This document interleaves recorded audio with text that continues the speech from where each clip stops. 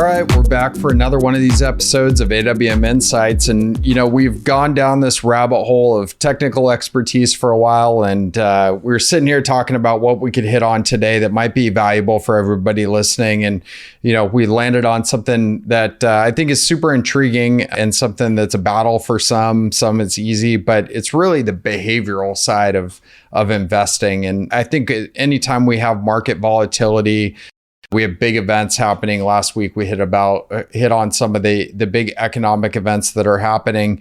It brings or bubbles to the surface. Hey, we can talk about a lot of this stuff. We have a lot of experience and we're well studied in what happens. But at the end of the day, this is still a major behavioral type, coaching situation. And so we thought it'd be fun to dig into just some of the things that are out there and hopefully provide a little bit of context and hopefully a little bit of comfort that, when you have those kind of anxiety emotions bubble up because you do see something on the news, that is normal. Just reassure you and then give a little context again to how to deal with those emotions and how to have a lot of confidence in the fact that, hiring an advisor, for instance, is a great way to help protect you against some of those emotions that are naturally going to come up. So, Justin, I'd love for you to just dig in a little bit here. You've got a lot of experience over the years talking with clients.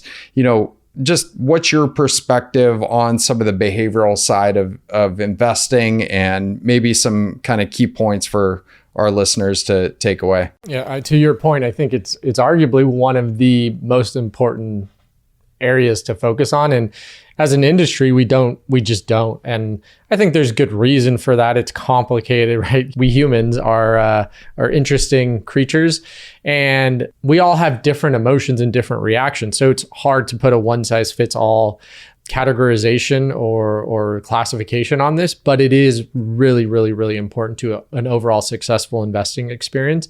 I think the one place to really start with this is the technical side, right? You do want an element of understanding the basics. Like, what is investing? What are you actually doing with your money? And then a second place to go there is look at the history, right? What is the marketplace? What is the stock market? We can use that term broadly speaking. What has that done over time? How has that changed? It's been around actually for quite a decent period of time, and on the one hand, and at the same time, you could say somewhat of a relatively short period of time in the grand scheme of humanity, right? Something around 100+ years, give or take. And it's evolved substantially over that period of time. There's still plenty of reason to think it's an incredible creator of wealth. And there's still very strong reason, if not even more so of an argument than even 20, 30, 40 years ago, certainly 100 years ago, that the behavioral side of it is just as important or more important than it was back then. The statistic kind of we were talking about before we hit record is, when you had the depression and the financial or the stock market crash leading up to the depression, what it was something like 1% of the entire US population participated in the stock market. And so there was this element of wealth, element of sophistication that you needed to be an investor. Fast forward to now, and there's a lot that's happened between then and now, but fast forward to today, almost anyone can be an investor, right? You have a smartphone, download a Robinhood app or an Acorns app, and guess what? You're an investor with $1 potentially. And that's an amazing feat of innovation. It's phenomenal, but at the same point in time, it creates all sorts of interesting feedback loops for investors, for people that are reading the financial press, the markets themselves. You have interesting forces that are now introduced to the market. So to summarize my statement here is that now probably more than ever, the behavioral side is as important as it ever has been, and really having an appreciation that, hey, emotions are part of money. Emotions are part of investing as a result of that, and understanding that you can't really completely remove those emotions from the equation. Accepting that should set you up, along with the technical understanding and partnership, should set you up for long-term success.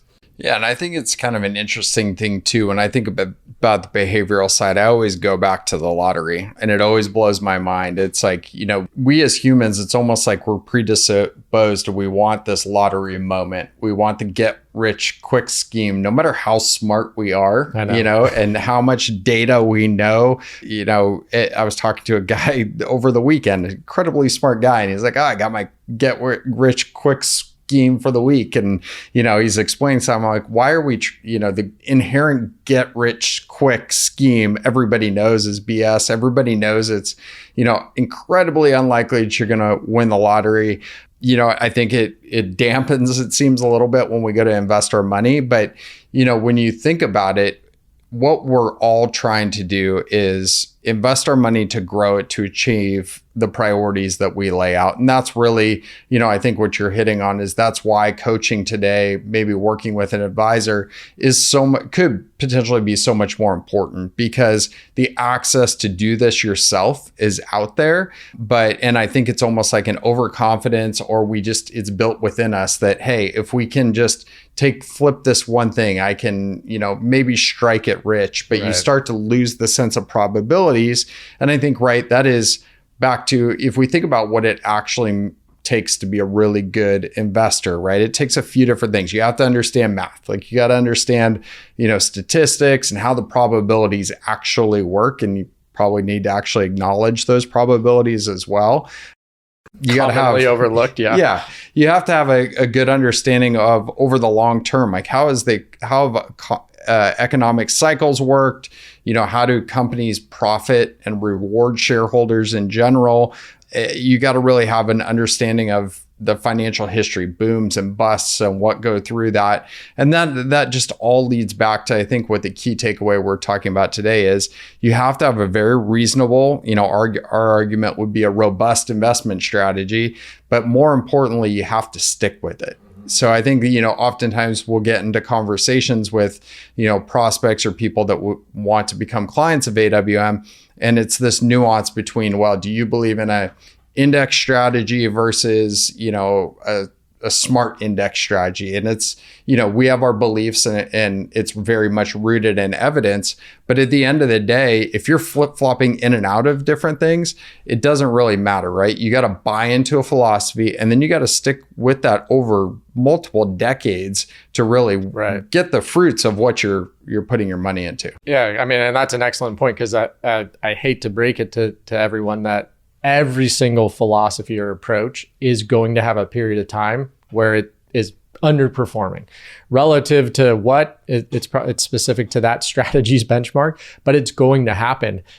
You need to be able to go back and say, oh, well, I was prepared for this. We know that this is within reason and kind of expected, as much as you can create a plan or an expectation ahead of time, and stick through that. If there's still the logical building blocks that support that strategy, you should very much do that. And this is really the behavioral period, right? Instead of having that inclination to say, oh, well, we're underperforming at this point in time, we're going to go do X, Y, Z and chase that investment. Not only are you potentially incurring costs. Now, one thing that has happened over the history of the market is transaction costs have come down substantially, which is, again, both good and bad. It allows people to participate in much higher volume, but you're also just, you need to think through the long-term aspect of it, right? You can't just constantly transact and chase your tail, which I think you kind of hit on, because that's just setting yourself up for failure and constantly looking for that next hit of dopamine or next lottery ticket, if you will, and playing that game. And it's just really not investing. That at that point in time is gambling.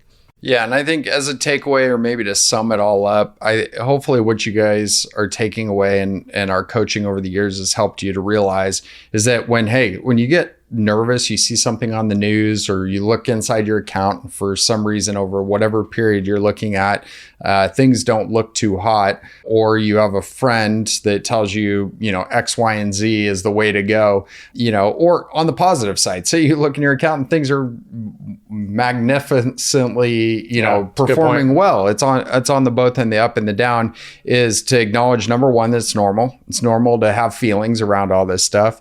Two is to remind yourself that where are you actually seeing this, and what's the source of the information? Is it a news cycle that's there to sell ads and raise up these emotions in your to speak directly to your behavioral side? Correct. Is it maybe a well-intentioned friend or family member or teammate that is telling you about the wins but not the losses potentially? And really, what's their expertise towards all of this? How well studied are they on the things that we went through, probability stats, history of the markets, investing in general? Like what are they really qualified to be giving you advice on? And then once you assess those things, take a deep breath and remind yourself that you have a really robust plan in place. We talk a lot about the protective reserve. We talk a lot about allocating appropriate resources to growth, and just remind yourself that the financial structure that you've done the work to put into place with us is allowing you to go through different market environments for success over the long term,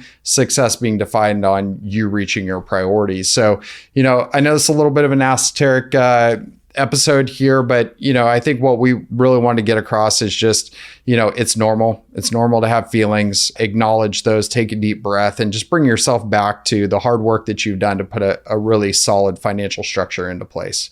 And so with that, we're going to end up today. But as always, shoot us a text, 714-504-7689, if you have topics you want us to hit in the future. But for today, and until next time, own your wealth, make an impact, and always be a pro.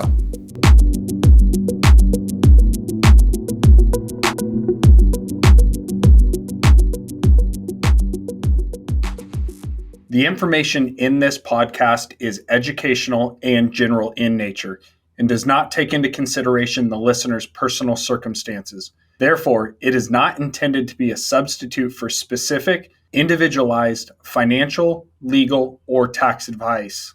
To determine which strategies or investments may be suitable for you, consult the appropriate qualified professional prior to making a final decision.